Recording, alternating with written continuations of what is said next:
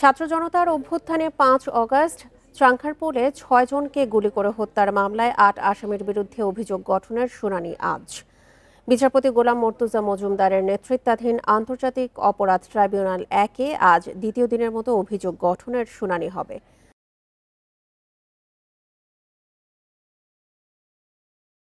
এর আগে ২৯শে জুন রাষ্ট্রপক্ষ অভিযোগ গঠনের শুনানি করেন। আজ আসামি পক্ষের আইনজীবীরা শুনানি করবেন।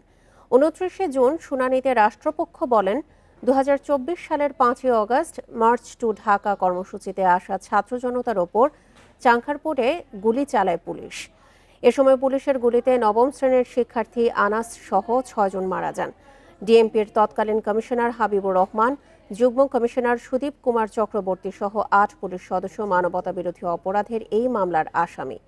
গ্রেপ্তার আছেন শাহবাগ থানার বরখাস্ত পরিদর্শক আরশাদ, ৩ পুলিশ কনস্টেবল সুজন, ইজাজ হোসেন ইমন ও নাসিরুল। আর হাবিবুর রহমান, সুদীপ কুমার চক্রবর্তী, রমনা জোনের বরখাস্ত হওয়া ডিসি আখতারুল ইসলাম সহ ৪ আসামি পলাতক আছেন।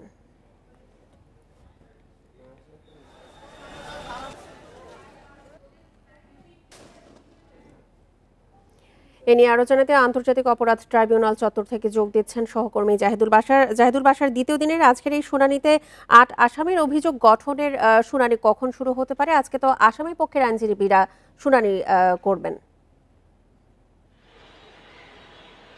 ধন্যবাদ আপনাকে। দেখুন, আজকে কিছুক্ষণের মধ্যেই আর কয়েক মিনিটের মধ্যে আদালত বসবে। এরই মধ্যে চেয়ারম্যান চলে এসেছেন এবং যে ৪ জন আসামিকে আনা হয়েছিল তাদেরকে উঠানো হয়েছে।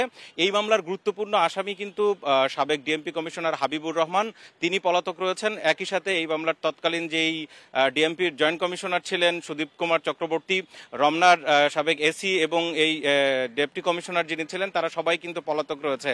তো এখানে একটু পরে এই মামলার যখন শুনানি হবে এই বিষয়টি, সেখানে পুরো বিষয়টি আলোচনা আসবে। আজকে আসামি পক্ষের কিন্তু শোনার কথা, তাদের পক্ষে স্টেট ডিফেন্স লয়ার দেওয়া হয়েছে এবং সবচেয়ে বড় বিষয় হচ্ছে এই মামলাটি এই জুলাই আগস্ট অভ্যুত্থানকে কেন্দ্র করে মানবতা বিরোধী অপরাধের যতগুলো মামলা হয়েছে তার মধ্যে প্রথম অভিযোগ দাখিল হয়েছিল এই ট্রাইব্যুনালে।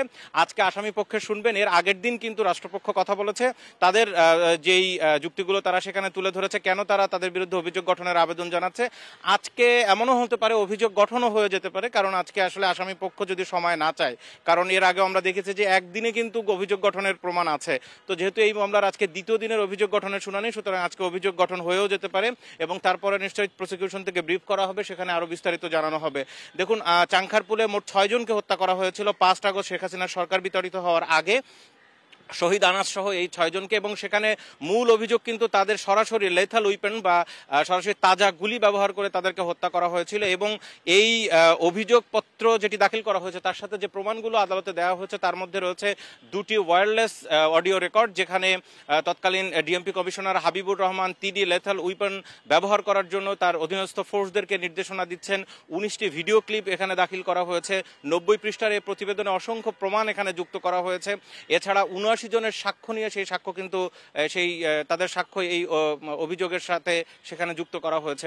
এর আগে প্রায় ৬ মাস ১৩ দিন ধরে কিন্তু এই মামলাটির তদন্ত প্রক্রিয়া চলে এবং তার পরবর্তীতে চূড়ান্ত প্রতিবেদন এই ট্রাইব্যুনালের যে প্রসিকিউশন রয়েছে তাদের কাছে দাখিল করেন।